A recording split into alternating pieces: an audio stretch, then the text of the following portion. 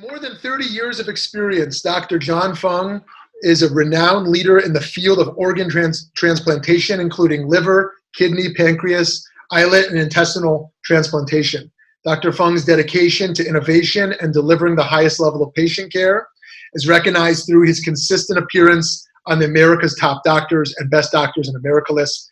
He's at the University of Chicago, serving as a professor and the director of transplant surgery. Dr. Fung, thank you for taking time to talk. Pleasure, Rabbi. I have long admired you and your work, so it really means a great deal for you to take this time. Well, to jump in right from the start, do you believe that more people should be thinking about and considering altruistic living kidney donation? Yes, I think kidney donation from a live donor is one of the oldest forms of donation. It was the source of organs for kidney transplantation before brain death. So the very first transplants that were successful were from living donors. I think the concept of altruistic undirected donation, in other words, from somebody who just wants to donate to an anonymous recipient in the kidney waiting list, is really somewhat new. Probably over the last 5 to 7 years has been more and more popularized through mechanisms that allow better matching to occur in a more objective way and in a way that is more transparent, not only to the recipient, but to the donor and to the general public. So altruistic living donation is truly a way to increase the organ donor pool, and particularly in the way that we deal with these multiple chains. It's very important in helping to facilitate matching in ways that we had never done before. So I think it's a very noble effort. Wonderful, wonderful. How would you say that some of these trends have changed in living kidney donation? You already started touching on it, but also, what do you see? What do you expect to see in the next 10 years for some possible new trends? So clearly, the idea of swapping, we call it, that's how it started, which is really means that you find incompatible pairs where they don't match from, say, couple one, and somehow couple two, which is also not compatible with each other, are now compatible with the other couple. So that's the simple concept of a swap. And eventually it has led to better matching, better not only for tissue typing, but for patients who may be not be what we call sensitized. That means that they have antibodies against a donor. It allows for ABO matching. So it increases the opportunity for people to be living donors and to facilitate, as I mentioned, these swaps and chains. Going forward, I think we have a better understanding also of the risks to the living donor. There are some risks, although small, but I think we're much better able to understand the biology. So some African Americans, for example, have a gene that makes them more likely to develop kidney disease later in life. And if we can identify these risk factors, then we may be able to protect the donor even more. I think going forward also in the area of desensitization and finding mechanisms to even further enhance the opportunity for highly sensitized patients to get kidney transplant, I think is down the road. And then finally, if we have, looking maybe 5, 10 or 20 years down the line, things like bioartificial kidneys, and then, transplants from genetically modified animals. Clearly, those are kind of way out there, but, if we're trying to see what we could currently do now with our source of cadaveric donors and living donors, I think we are making some advances, but we still have 80,000 Americans waiting for a kidney here in the United States, and so we've got a long way to go. Do I understand that we're moving in a direction as well where there's not a match, or not strong compatibility, that there's still a way to make that transplant possible? Yes. So matching, when you look at sort of the chance that two individuals will be matched so that their transplant outcomes are going to be better, is really hit and miss. So if randomly, if you were to look at the opportunity for two non-related individuals to be matched identically, it's probably on the order of about 1 in a million. Now, you don't have to get into that level of matching in order for a kidney transplant to be successful. We have much lower degrees of matching that have been very successful. But there are individuals, particularly women and people who've had a failed kidney transplant before, where they have become sensitized. They've had a previous blood transfusion or whatever, and it makes it more difficult to find a matched kidney. And so the idea of being able to get the largest donor pool available to find the right matching to avoid some of the worst kinds of situations where there's an antibody against the donor. Those are the situations where, as I mentioned, these kinds of swaps, these computer-generated algorithms looking at large donor volunteers, living donors, and cadaveric donors, gives the opportunity for these highly sensitized patients to get a kidney transplant. That's really the only way to do it, and to do it in a cost-effective and really, I think, predictably successful way. Right. What are some of the possible paths that we could ultimately take in the coming decades to end the need to donate organs at all? Well, clearly, the best way to avoid the need to deal with the growing list of patients on the waiting list is to deal with finding ways to reduce the incidence of kidney disease. And we know the risk factors for kidney disease include hypertension, and probably particularly in the African American population, hypertension, high blood pressure, uncontrolled leads to increased stress on the kidneys and kidney failure. Certain drugs, like excessive use of non-steroidal anti-inflammatory agents like ibuprofen and those kinds of things, can also increase the risk for kidney damage. Certain other drugs, diabetes, which is a growing problem in our increasingly larger American population, is also a risk factor. And then things that are maybe genetic factors that we mentioned earlier. Those are things that we can start to focus on preventing kidney disease. And that's really, I think, the best way to do it, because of the 80,000 people I said that are waiting on the kidney waiting list, there are probably 10 times that number of people who actually have chronic kidney disease or are not eligible for a kidney transplant because of other factors. So clearly we have to reduce the incidence of end-stage kidney disease first. Great. Now, zooming out to the political and global level, what do you think about the ethical question of opening up a regulated marketplace for kidney sales for transplants? This is a very good question, Rabbi. There are sort of two camps globally that some that have advocated that we should explore incentivize donation, and the bulk of the community which has resisted it. I can see that probably the bulk of the transplant community, as I mentioned, are against regulated, incentivized donation. But clearly there are incentives that are perhaps not as tangible.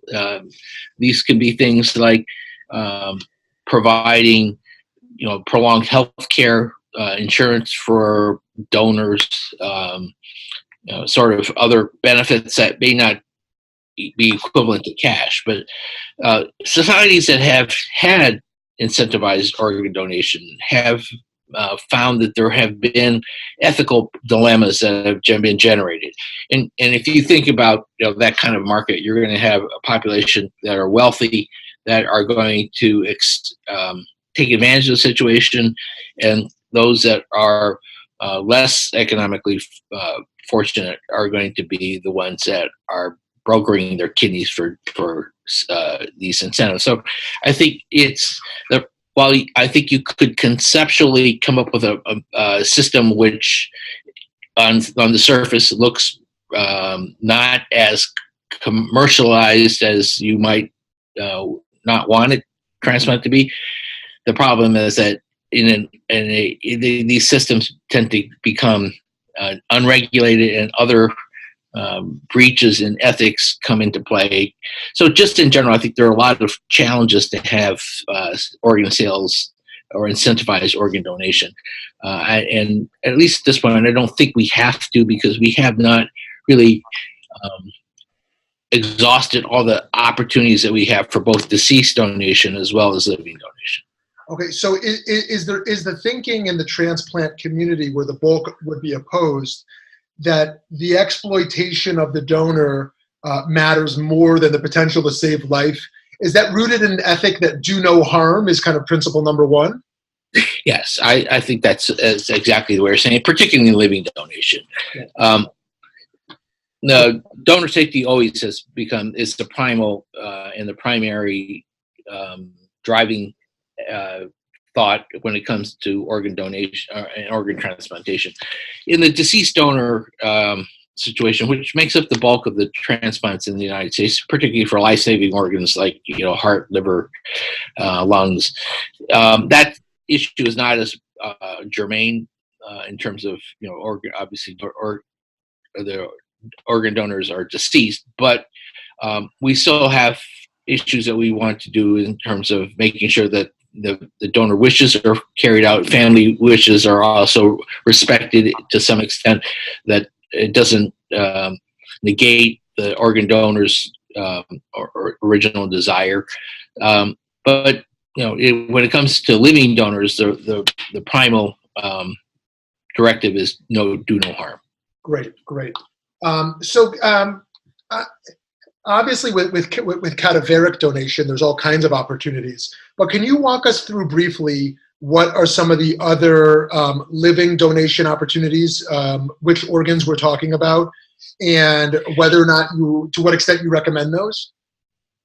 Well, kidney makes up the 99% of living donation when it comes to donated organs, at least in the United States. In parts of the world where deceased donor efforts are not as robust as in the West, particularly in Asia, then living donors of kidneys is really while it's still number one, the second most common types of transplants are living donors for liver transplants. And since you can take a liver and partition it in certain ways, and the liver will regenerate to some extent, you can do living donors of partial liver grafts for transplantation, particularly adults to children, which has been practiced now for about 20 years. And then more recently, larger pieces of liver from the donor into an adult recipient, which is a little bit more challenging, has a little bit more risk. So in general, the risk for a living donor, liver donor, compared to a living kidney donor is probably about 1 in 200 risk of dying in a living donor versus a liver versus a kidney, which is about 1 in 2 to 3,000. So there is a risk for both, but the risk is a 1-fold magnitude greater for a liver donor than it is for a kidney donor. And what about for lung?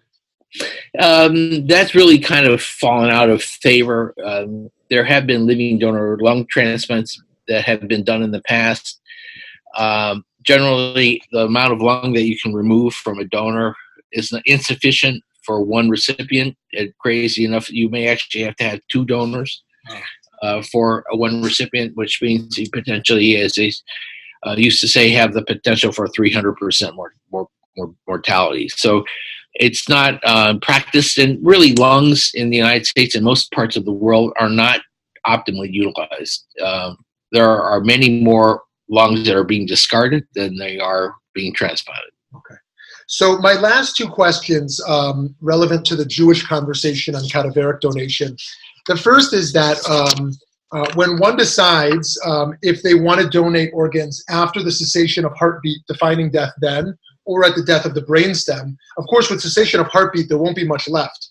But with brainstem death, one of the concerns is how will brain death be diagnosed? So what is the medical standard today in terms of when they define brain death? So brain death means there's no blood flow to the brain. It's at the level of the cerebellum and cerebrum. So the cognitive component of the brain, as well as what they call the cranial nerves, the mid portion of the brain that controls movement and reflexes, etc., all the endocrine functions.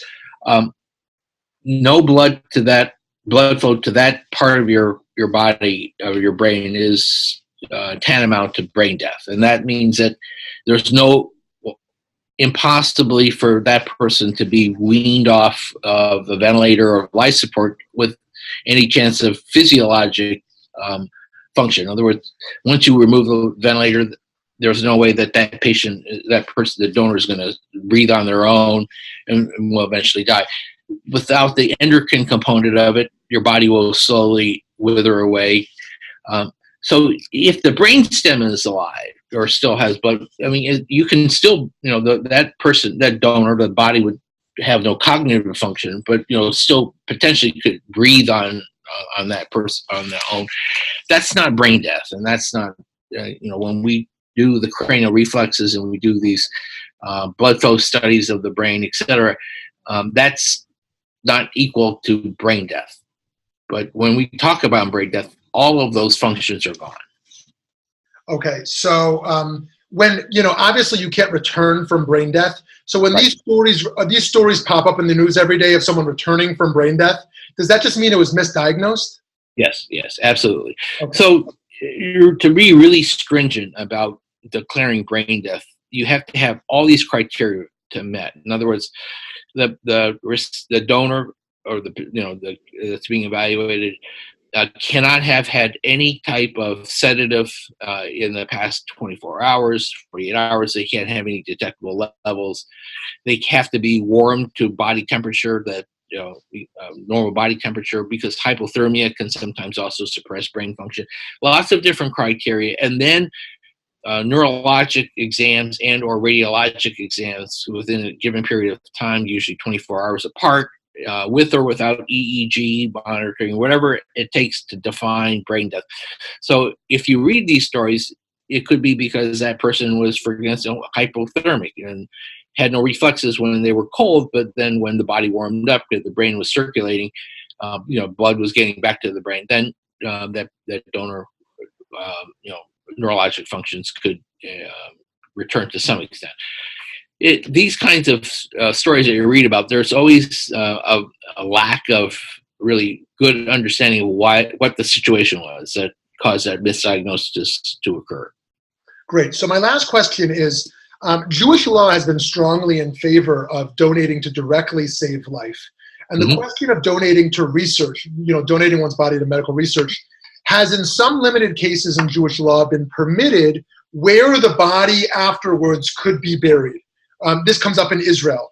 But in America, is there a possibility in the medical research world of a body being buried after, or is the body by rule always discarded of?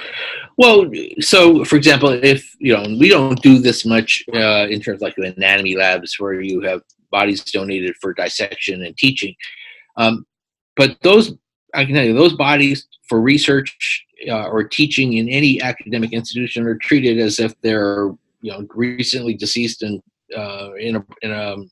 you plan to either bury, cremate, or do otherwise. All of the components that as part of the research activities are treated as if that you're that's your loved one. And there was a lot of respect paid to bodies that are donated for research. I mean, I can tell you we do a ceremony every year in the medical school that recognizes those generous donations that allow us to do our research and teaching.